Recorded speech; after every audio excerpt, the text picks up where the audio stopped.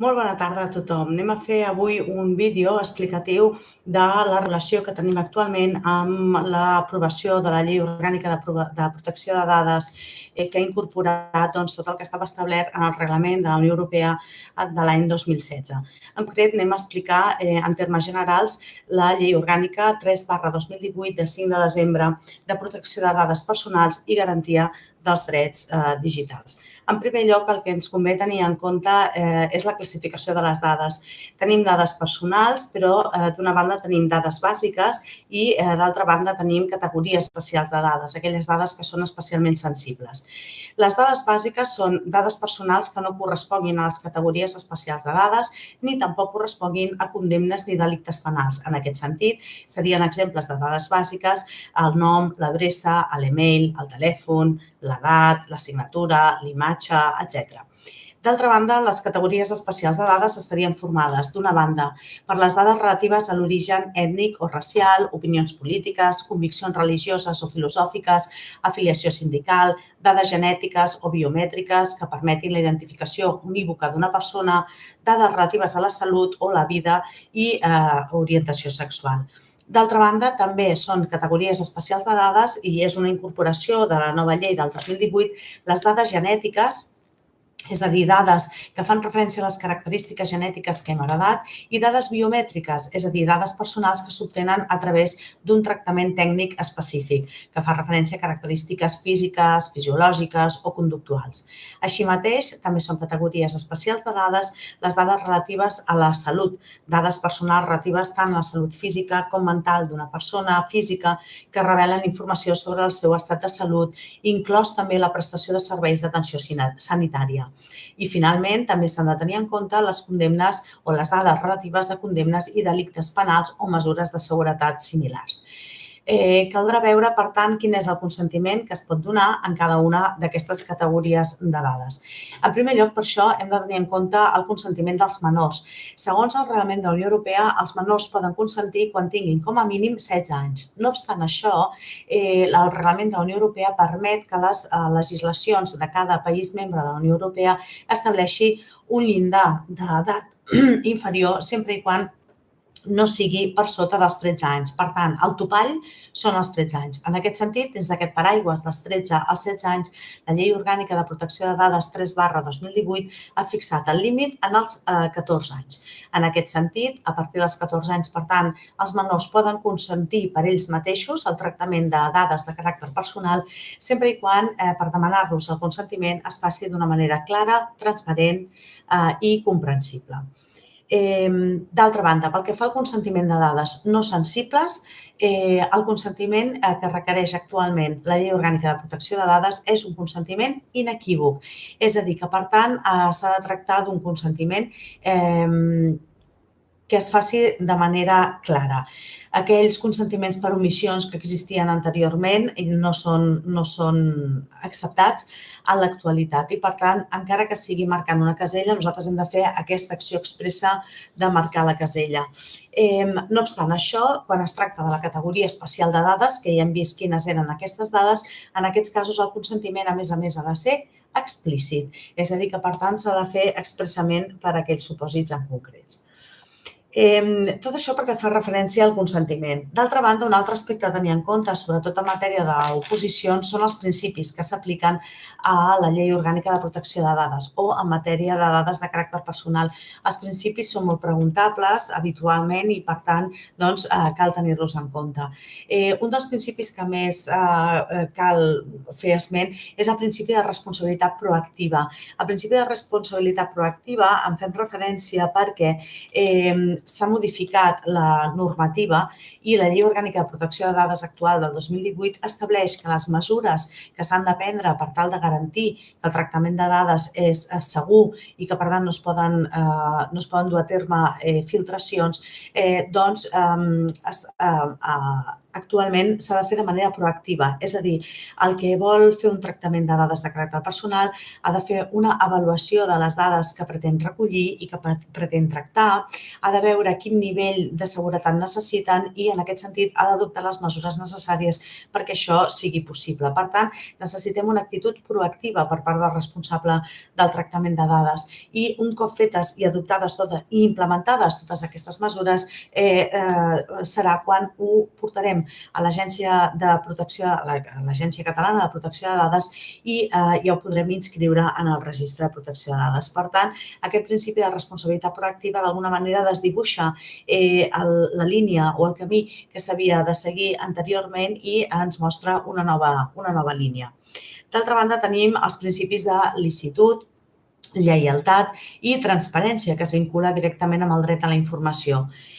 D'altra banda, també tenim el principi de limitació de la finalitat, és a dir, les dades personals s'han de recollir amb les finalitats determinades, explícites i legítimes que així s'estableixin i, d'altra banda, també tenim el principi de minimització de les dades, és a dir, és com un equivalent del principi de proporcionalitat, en el sentit que les dades personals han de ser adequades, pertinents i limitades al que és necessari. En aquest sentit, s'incorpora el concepte de pseudonimització que possibilita el tractament de dades atribuint-los un codi a canvi d'extreure'n determinada informació identificativa.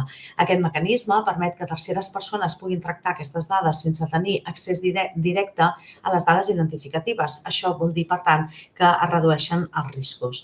D'altra banda, també tenim el principi de limitació del termini de conservació, és a dir, les dades personals s'han de conservar només durant el temps que calgui per assolir la finalitat per la qual s'han recollit. No obstant això, es poden conservar per un termini superior si es conserven dades dissociades o bé anonimitzades i, per tant, que queden al marge ja de les dades de caràcter personal o bé si es conserven les dades amb finalitats d'arxiu en interès públic, de recerca científica o històrica o bé per finalitats estadístiques. D'altra banda, tenim el principi d'exactitud, en el sentit que les dades personals han de ser exactes i han d'estar actualitzades, en cas contrari s'han de rectificar o fins i tot suprimir. I, finalment, tenim el principi d'integritat i de confidencialitat. D'acord? Un altre aspecte a tenir en compte important en matèria de protecció de dades és tot el conjunt de drets. Els drets tradicionalment anomenats drets ARCO i que ara, amb la llei del 2018, són els drets ARCOPOL. Fem referència als drets d'accés, rectificació, cancel·lació, oposició, portabilitat, oblit i limitació. Tots aquests drets s'han de sol·licitar i hi ha un termini d'un mes perquè es resolguin i s'actuï en conseqüència. Pel que fa al dret d'accés, el dret d'accés és el dret que té la persona afectada per saber si s'estan tractant les seves dades personals i, en aquest sentit, saber amb quina finalitat, quin és l'origen de les dades, quines comunicacions o sessions estan previstes fer i també obtenir tota la informació necessària per poder dirigir-nos directament contra el responsable de les dades en cas que vulguem fer alguna rectificació, cancel·lació, etc. La sol·licitud d'accés se li ha de donar resposta, com comentàvem abans, en el termini màxim d'un mes i només es pot denegar si la mateixa persona afectada ja ha exercit aquest dret en els 12 mesos anteriors o bé quan una llei o una norma comunitària prevegui aquesta denegació.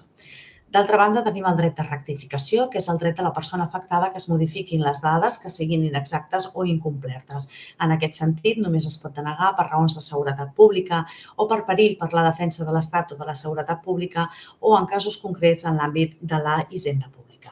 D'altra banda, tenim el dret d'oposició.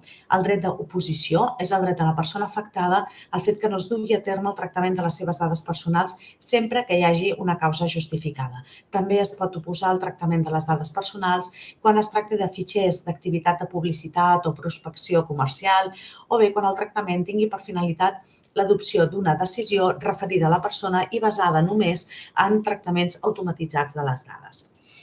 També s'ha de tenir en compte el dret de portabilitat, que és una forma avançada del dret d'accés. La persona interessada té dret a rebre les dades personals que l'afecten i que va facilitar en un determinat moment a un responsable de tractament en un format estructurat d'ús comú, de lectura mecànica i es pot transmetre a un altre responsable seguint uns requisits. Que el tractament s'hagi basat en el consentiment o en un contracte, que el tractament es faci per mitjans automatitzats o bé que l'interessat així ho sol·liciti.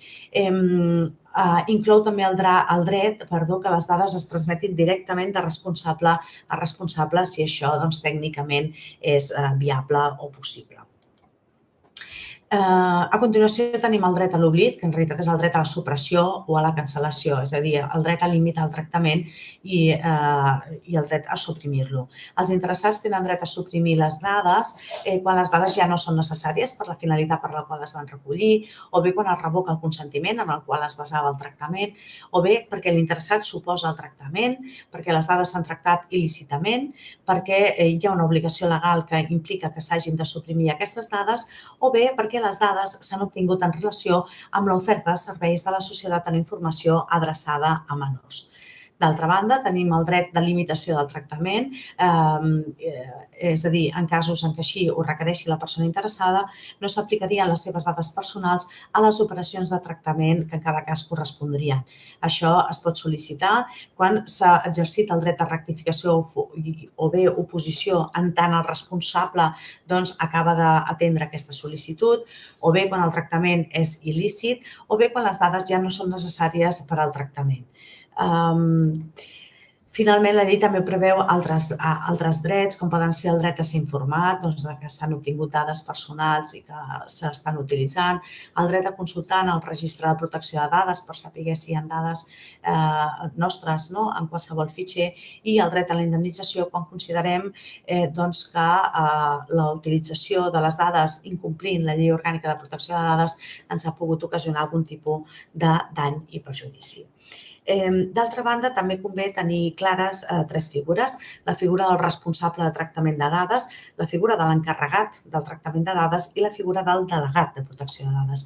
Pel que fa al responsable de protecció de dades, el responsable és qui decideix sobre la finalitat, el contingut i l'ús del tractament. Per tant, també s'haurà d'encarregar d'implementar les mesures de seguretat necessàries per garantir el compliment de la llei orgànica de protecció de dades i s'ha d'aplicar aquestes mesures i les ha d'anar revisant i actualitzant sempre que sigui necessari. Pel que fa a l'encarregat del tractament de dades el que fa és tractar les dades personals per compte del responsable del tractament o responsable del fitxer. Això és així com a conseqüència de l'existència d'una relació jurídica que els vincula i aquesta relació jurídica delimitarà l'àmbit de la seva actuació per la prestació del servei. I finalment tenim la figura del delegat de protecció de dades. S'ha de dir que aquesta figura no és obligatòria en tots els casos, sinó que és obligatòria en l'àmbit de les administracions públiques i també a empreses o entitats com col·legis professionals, centres d'ensenyament, entitats bancàries, establiments financers de crèdit, asseguradores, etc. És a dir, entitats que per les seves característiques o bé utilitzen dades que requereixen una especial protecció o bé mouen un volum important de dades de caràcter personal. Per la resta, les empreses privades, en termes generals, no estan obligades a tenir incorporada aquesta figura del delegat de protecció de dades. El delegat de protecció de dades bàsicament fa una funció d'assessorament i de vincle entre l'encarregat i el tractament i el responsable del tractament i l'Agència Catalana de Protecció de Dades. Per tant, serà un expert, una persona que tingui coneixements en matèria de dret, en matèria de pràctica de protecció de dades, etc., que tingui coneixement per exercir les funcions encomanades per la normativa i que assessorarà aquell responsable per tal d'implementar les mesures adequades en tot el que és el fitxer o el tractament de les dades de caràcter personal. En aquest sentit, el delegat de protecció de dades pot ser una persona física, una persona jurídica, pot formar part de la mateixa entitat o bé pot formar part d'una entitat tercera. Així doncs, una de les principals característiques és que el responsable del tractament ha de fer el que s'anomena l'avaluació d'impacte de la protecció de dades i, en aquest sentit, un cop avalua de manera sistemàtica i exhaustiva totes les dades que haurà de tenir en compte, analitzarà també quines són les mesures de seguretat més adequades per evitar possibles filtratges d'aquestes dades de caràcter personal i les implementarà en el seu fitxer o en el seu tractament de dades de caràcter personal. Fins aquí aquesta diríem, píndola sobre la protecció de dades en la seva regulació actual de la llei del 2018. Esperem que us hagi sigut d'utilitat. És un tema molt recurrent actualment a les oposicions en general. Val per qualsevol tipus d'oposició. Esperem que us hagi sigut d'utilitat i us serveixi per refrescar o per tenir una visió general d'aquesta normativa. Moltes gràcies per la vostra atenció i fins la propera.